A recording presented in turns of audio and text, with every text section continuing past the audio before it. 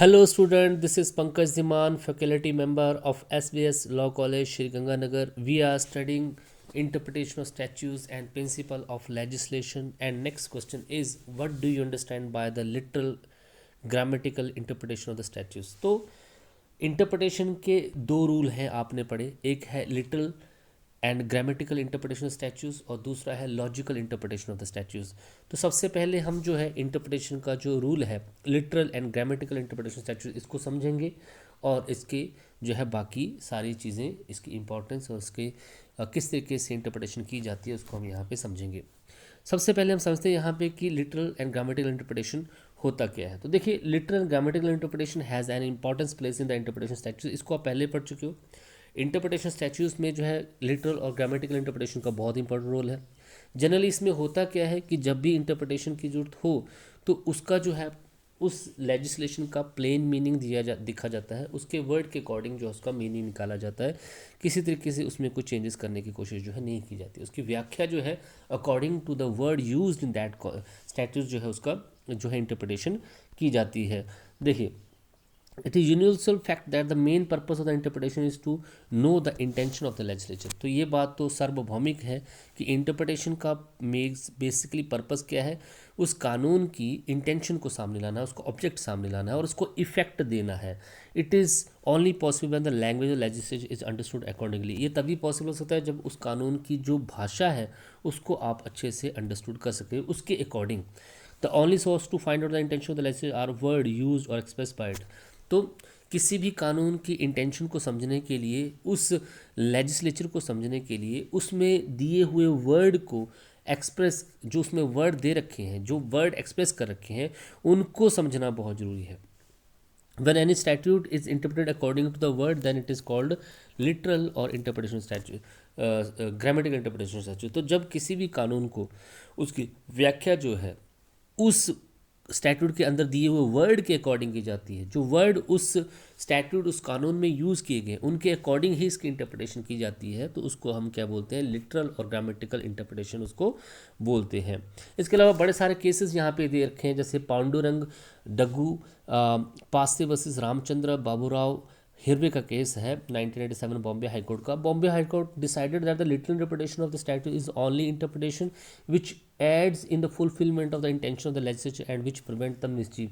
तो इसमें Bombay high court ने यही बोला है कि लिटरल इंटरप्रिटेशन स्टैट्यूट जो है यही इंटरप्रिटेशन जो है एक्चुअल में है और यही जो है उस कानून की एक्चुअल इंटेंशन को फुलफिल करता है। और जो कोई भी शरारत, कोई भी मिसचीव अगर किसी कानून में किया गया है, कुछ गलत करने की कोशिश की गई है उसको, तो उसको रिमूव करने की कोशिश जो है वहाँ पे की जाती है। It is also called the grammatical interpretation, grammatical rule of interpretation. According to it, any statute should be interpreted as it is and meaning for the use of the word which comes out by the use of grammatical rules should be considered correct so that the word have simple and natural meaning। तो इसमें भी यही बोला गया है कि interpretation, statute interpretation करने का मेन रूल यही है कि जो मीनिंग, जो वर्ड जो है उस स्टैट्यूट में यूज़ किए गए हैं उनका ही एक ग्रामेटिकली मीनिंग निकाला जाए, ताकि जो है उसका उस वर्ड का एक सिंपल और नेचुरल मीनिंग निकाल के आप उस स्टैट्यूट को इंटरप्रिटेट कर सकें। नॉन्स वर्सी डोनेस कासिस कोलोराइज लिमिटेड 1940 का केस है। The word of the statute should be accepted prima फसाई बाय द कॉमन मीनिंग। तो इसमें भी यही बोला गया है कि जिस स्टैट्यूट में जो वर्ड यूज किए गए हैं उन्हीं को जो है कॉमन मीनिंग जो है समझ लेना चाहिए, वही उन्हीं को जो है कॉमन मीनिंग एक्सेप्ट कर लेना चाहिए। ओम प्रकाश गुप्ता वैसे दिग्विजेंद्र पाल गुप्ता AI 1982 का केस है।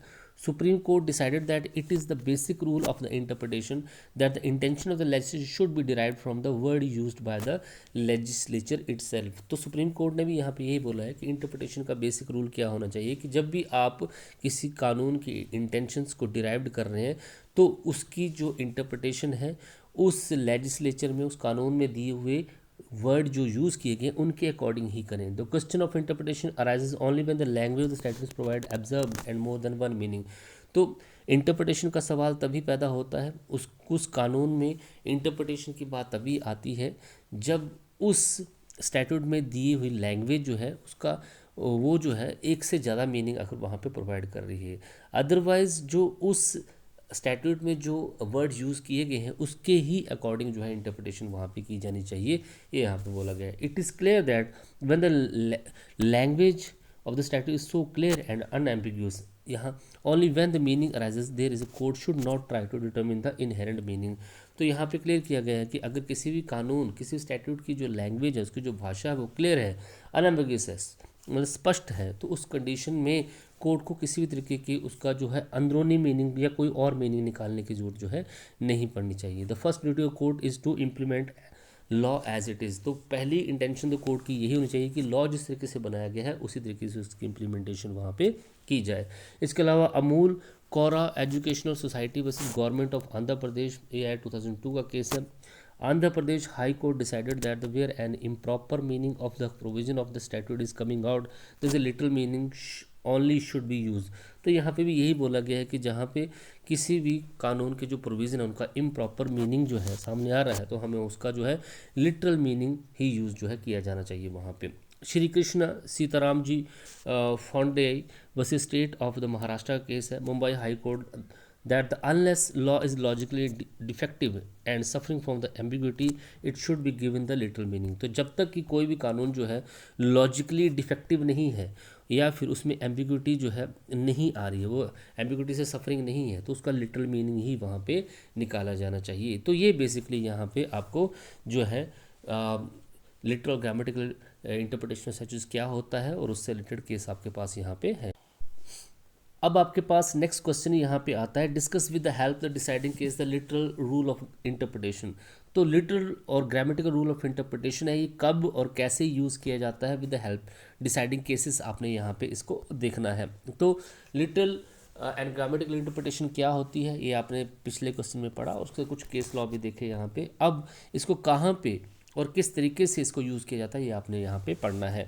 देखिए, according to the Maxwell the best rule of the interpretation of statute is the word used in the statute should be interpreted as it is and their simple and natural meaning should be adhered. तो Maxwell ने यही बोला है कि best rule of interpretation यही है कि जो उस स्टैट्यूट्स में जो वर्ड यूज़ किए गए हैं उसकी इंटरप्रिटेशन भी उसी के अकॉर्डिंग होनी चाहिए ताकि एक सिंपल और नेचुरल मीनिंग जो है सामने आ सके। This is called the literal and grammatical interpretation, और यही आपने पढ़ा, इसी को हम जो है लिटरल और ग्रामेटिकल इंटरप्रिटेशन बोलते हैं। Its meaning and the importance has been express in the detailed in the previous question. इसका मीनिंग क्या है और इसकी इंपॉर्टेंस क्या है ये पिछले क्वेश्चन में आपने यहाँ पे पढ़ी। तो here we shall study the rules of interpretation. तो क्या क्या रूल्स जो है लिटरल ग्रामेटिकल इंटरप्रिटेशन के क्या क्या रूल्स हैं इनको हम यहाँ पे पढ़ेंगे। Simple meaning of the word, देखिए क्या क्या रूल्स हैं इनको हम यहाँ पे अब पढ़ेंगे, क्या क्या रूल जो है फॉलो किए जाते हैं, किस तरीके से लिटरल और ग्रामेटिकल इंटरप्रिटेशन जो है यूज़ की जाती है और कौन कौन से रूल फॉलो किए जाते हैं ये आपको यहाँ पे पढ़ना है। सबसे पहले simple meaning of the word. The first and most important rule of literal interpretation is that the word should be given their ordinary meaning and be such meaning should be simple and natural। तो interpretation, literal interpretation का पहला rule यही है कि जो भी word जो है यूज़ किए गए हैं उनका एक ऑर्डिनरी मीनिंग सामने आए, साधारण मीनिंग सामने आए, और उनका जो मीनिंग हो सिंपल हो, नेचुरल हो। ये जो है हमें करने की जरूरत होती है जब भी हम जो है लिटरल और ग्रामेटिकल इंटरप्रिटेशन कर रहे हो।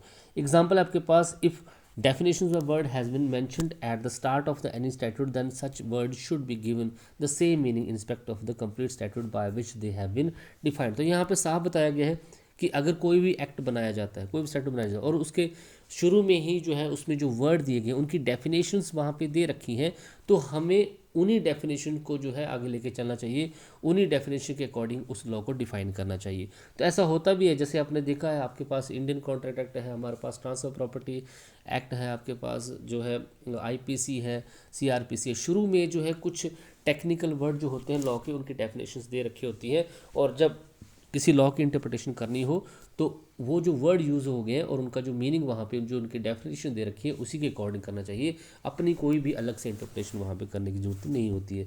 तो सिंपल मीनिंग ऑफ वर्ड जो है वहाँ पे यूज़ होना चाहिए। इसके अलावा universal meaning, during interpretation word should be given their popular and the common meaning, it should avoid the technical meaning. तो जब भी आप इंटरप्रिटेशन करें तो जो उस लॉ का, उस वर्ड का जो पॉपुलर और कॉमन मीनिंग है उसको यूज़ करें, टेक्निकल मीनिंग को वहाँ पे अवॉइड करना चाहिए। जोगेश्वर मांझी वर्सेस रम्या किशन का केस है उड़ीसा हाई कोर्ट का। Orissa high court decided that the natural rule of interpretation is that the simple word should be understood in the simple meaning. तो यहाँ पे इन्होंने भी यही बोला है कि उस जो भी यूनिवर्सल मीनिंग जो यहाँ पे उस स्टैट्यूट में यूज़ किए गए हैं उनका सिंपल मीनिंग हमें देखना चाहिए और सिंपल मीनिंग को ही अंडरस्टैंड वहाँ पे करना चाहिए। इसके अलावा आपके पास श्रीमती बैनी देवी वर्सेस अजीत देव का केस है 2008 गुवाहाटी हाई कोर्ट का।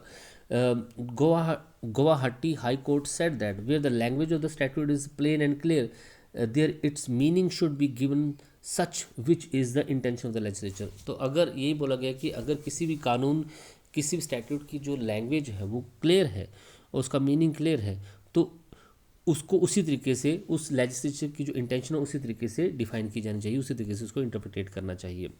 इधर आपके पास एग्जांपल में the word residence is the divorce act 1869 has been used in very liberal sense hence it should be interpreted also in the according to the act. तो residence को divorce act 1966 में liberal तरीके से define कर रखा है और जब इसकी इंटरप्रिटेशन की बात हो तो एक्ट के अकॉर्डिंग ही इस वर्ड को यूज़ किया जाना चाहिए, ये यहाँ पे बता रखा है। नेक्स्ट आपके पास meaning of the undefined word. देखिए स्टैट्यूज में कई बार ऐसे भी वर्ड होते हैं जिनकी उनको डिफाइन नहीं कर रखा होता है। स्टैट्यू में जनरली आपने देखा है शुरू में ही जो टेक्निकल वर्ड होते हैं उनको डिफाइन कर रखा होता है, लेकिन कई बार कुछ ऐसे भी वर्ड यूज़ होते हैं किसी भी स्टैट्यूट में कानून में जिनको डिफाइन नहीं कर रखा होता, तो उसको किस तरीके से इंटरप्रिटेट करना चाहिए। As we have seen above if any word has been defined at the start of the act then its meaning in the respect of the complaint should be taken in accordance with such definition। तो अगर आपके पास उस word को उस act के under शुरू में define कर रखा है तो उसका जो मीनिंग है उस एक्ट की जो डेफिनेशन में दे रखा है उसके अकॉर्डिंग ही निकालना चाहिए। But if any word is undefined then it is interpretation can be done with the aid of the dictionary। लेकिन अगर कोई भी वर्ड जो है उस स्टैट्यूट में डिफाइन नहीं कर रखा है तो उसकी इंटरप्रिटेशन जो है डिक्शनरी की हेल्प से डिसाइड करो, जो उसका जो डिक्शनरी मीनिंग है वो निकालना चाहिए। S Samuel versus union of India A 2000 supreme SC के केस में ये बोला गया it was said that the while doing so it should be considered that the ordinary word do have a ordinary meaning. तो यहाँ पे इस चीज़ का ध्यान में रखना चाहिए जब वहाँ पे वर्ड अनडिफाइंड है तो उसका जो है ऑर्डिनरी मीनिंग है उसी को निकाला जाए। Word with more than one meaning should have such meaning which is proper in accordance. अगर उस वर्ड के एक से ज़्यादा मीनिंग लग रहे हैं तो उस एक्ट के पर्पज से जो प्रॉपर वर्ड हो वो यूज़ वहाँ पे किया जाना चाहिए। तो अनडिफाइंड वर्ड से रिलेटेड ग्रामेटिकली रूल ये बोलता है। इसके अलावा आपके पास grammatical meaning along with the literal meaning of the word the grammatical meaning should also be kept in mind। तो literal meaning तो यूज़ किया जाना है, उसका जो common meaning है वो तो यूज़ किया ही जाना चाहिए, लेकिन उसका जो grammatically meaning निकलता है वर्ड का उसको भी ध्यान में रखना चाहिए जब भी आप literal और grammatical interpretation वहाँ पे कर रहे हो। Grammatical interpretation should be strictly follow till. तो ग्रामेटिकल इंटरप्रिटेशन ये कब यूज़ किया जाना चाहिए, it does not mean otherwise इसका कोई और मीनिंग ना निकले और ये against the intention of the legislature ना जाए। ऑब्जेक्ट के केसेस में जो है इंटरप्रिटेशन ऑफ स्टैट्यूज लिटरल और ग्रामेटिकल इंटरप्रिटेशन कैसी होगी ये देख लीजिए। While interpreting the language of the word of statute the object and subject matter of the statute should B keeped in mind. तो जब भी आप किसी कानून की जो शब्द है वहाँ पे उसकी लैंग्वेज जो है उसको जब आप इंटरप्रिटेट कर रहे हैं तो उस एक्ट का जो ऑब्जेक्ट है उस स्टैट्यूट की जो इंटेंशंस है उसको भी ध्यान में रखना चाहिए। The intention of the legislature can not be ignored while interpreting. तो उस एक्ट के अंदर जो विधायक हैं जो कानून जिन्होंने कानून को फ्रेमर्स ऑफ द जो लॉ है जिन्होंने कानून उस कानून को बनाया है उनकी इंटेंशन क्या है उसको इग्नोर नहीं कर सकते हैं। Word should be interpreted in such a way so that the object of legislation and statute is fulfilled. तो उस वर्ड का इंटरप्रिटेशन उसी तरीके से होना चाहिए ताकि जो कानून बनाने वाले हैं उनकी ऑब्जेक्ट वहाँ पे हैमर ना हो, उनका ऑब्जेक्ट जो है वहाँ पे फुलफिल हो जाए। कई बार आप वर्ड की गलत इंटरप्रिटेशन कर देते हैं और जो कानून बनाने का जो एक्चुअल पर्पस होता है मकसद होता है वो वहाँ पे डिफीट हो जाता है। Shramjivi stores Calcutta versus union of India AR 1982 Delhi high court इसका Delhi high court said that the object of the statute cannot be ignored while interpreting. Word should be interpreted that the object of the statute is fulfilled. तो यहाँ पे ये बात बोली गई कि जब भी आप इंटरप्रिटेशन करें उस एक्ट का, उस स्टैट्यूट का जो मेन ऑब्जेक्ट है वो जो है वहाँ पे जो है इग्नोर नहीं किया जा सकता. सिमिलरली देवदास और मकाली अम्मा के केसेस में भी यही चीज़ बोली गई. इसके अलावा आपके पास कॉन्टेस्ट है, तो कॉन्टेस्ट को भी हमेशा ध्यान में रखना चाहिए. आपने देखा होगा कोई भी एक्ट बनता है उसमें शुरू में कॉन्टेस्ट भी होता है. Contexts also play an important role in the interpretation of statutes. Context reflect over the intentions of the legislature. ये जो context होता है यही जो है एक्चुअल में उस कानून की जो intentions होती है वो बताता है. It is known from the context that why the particular act has been passed. इस context ही पता चलता है. कोई भी एक्ट में शुरू में context लिख रखा होता है, उससे ही पता चलता है कि उस एक्ट को बनाने का पर्पज़ क्या है. तो while making the interpretation in the any statute, जो कॉन्टेक्स्ट को भी वहाँ पे ध्यान देना चाहिए और ये रूल फॉलो किया जाना चाहिए. जेंडर के केसेस में section 30 of the general clause act 1897 provide that until there is no specific provision regarding the gender,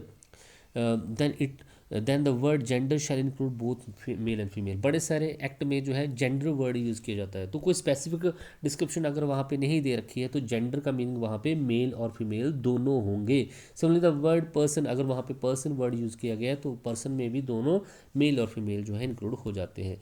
इसके अलावा similar meaning of the similar word, कई बार ऐसे भी वर्ड होते हैं जिनके सिमिलर मीनिंग जो है उनके होते हैं.